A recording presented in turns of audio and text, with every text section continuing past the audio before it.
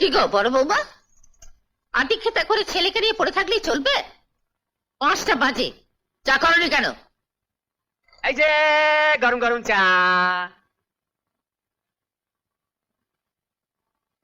বড় বৌমা তো এখানে, চা হলো কি করে?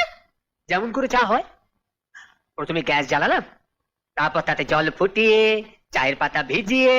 চা করলো কে? কে করলো তা জেনে কি করবেন? আপনার তো দরকার চা, নিন ধরুন। বড় বৌমা এখানে, অথচ চা হয়ে গেল? বড় বৌমা এখন লন্ডনে থাকলেও টাকবক টাকবক করে জল ফুটে চা হয়ে যেত। হ্যাঁ রে হরি, তুই দেশে যাবে বলেছিলি, যাবে না? কতদিন দেশে যাসনি, জানা? আমার কথা না ভেবে চাই চুমুক দিন।